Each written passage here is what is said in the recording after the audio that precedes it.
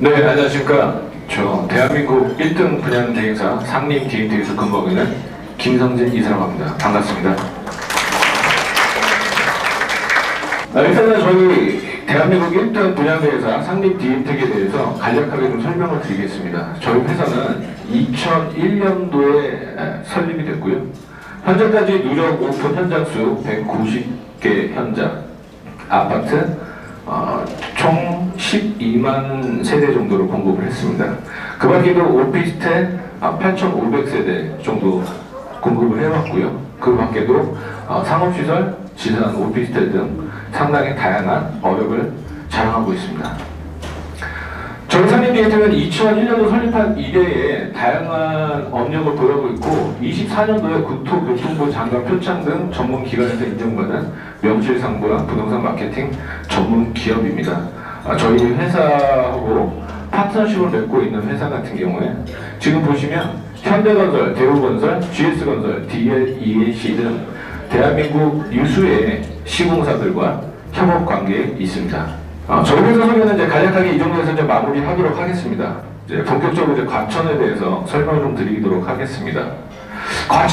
과천이라고 하면 사실 지명 자체가 브랜드입니다.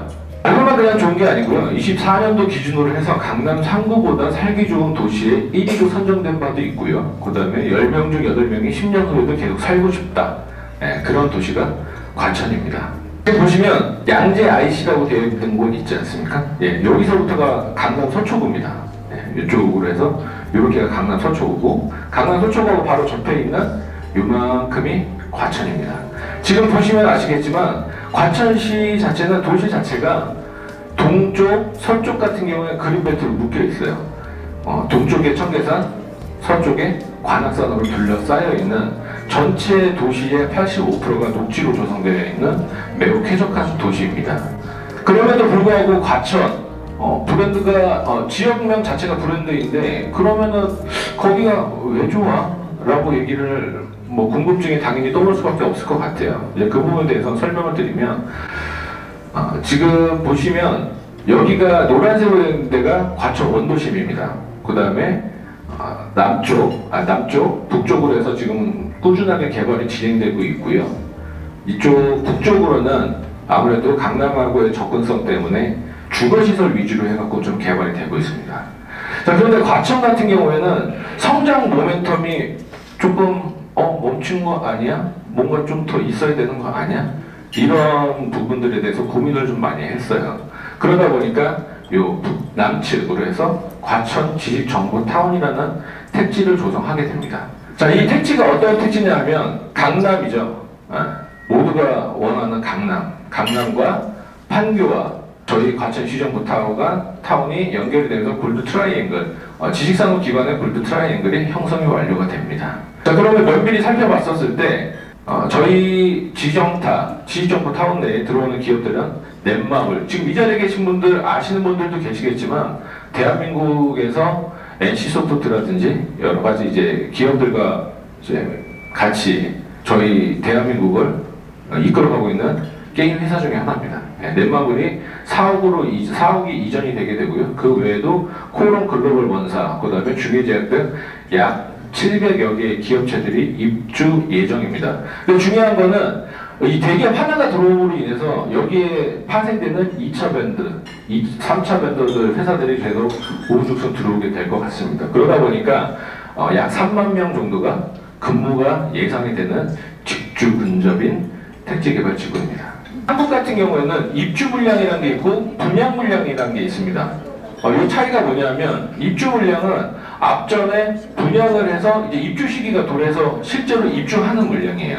그러니까 분양 물량이라는 건 뭐냐면 한국 부동산은 미국과 달리 선분양 개념이라는 게 있지 않습니까? 선분양 개념으로 있다 보니까 한 2년 전, 3년 전에 분양을 하는 겁니다.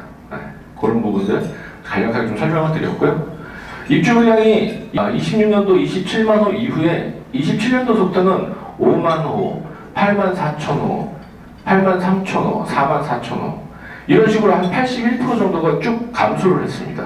여기에 더해서 신규 공급 물량 추이도 전년도까지는 그래도 연평균 11만 호 정도가 공급이 꾸준히 이루어졌었습니다. 그럼에도 불구하고 26년도부터는 58.6%가 감소한 4만 5천 세대 정도가 신규 공급 계획이 있습니다. 그러다 보니까 이제 실제로 내가 거주해야 되는 실거주자라든지 이런 분들 입장에서는 내가 들어갈 집이 없어지는 거예요. 그래서 이 사람들이 야 그러면 우리 오피스텔이라도 한번 가보자. 오피스텔을 찾습니다. 근데 그 역시도 녹록치가 않습니다. 그 원인을 찾아봤더니 다른 건 아니고요. 서울시하고 경기도 10년간 오피스텔 공급 물량입니다. 10년간 총 한 35만 개 실을 공급을 했어요. 35만 개 실. 적지 않은 물량입니다. 그럼에도 불구하고 이 중에서 실제로 아파트를 대체할 수 있는 주거용 오피스텔, 전용 면적 85제곱미터 이상의, 그러니까 화장실 2개, 방 3개, 요 정도 되는 규모의 주거시설로 대안으로 사용할 수 있는 주거용 오피스텔은 35만 가구 중에서 5천 세대가 채 안 됩니다. 그러다 보니까 앞서 말씀드렸던 것처럼 내가 오피스텔로 그러면 가봐야겠다 하시는 분들도 갈 데가 없는 거예요.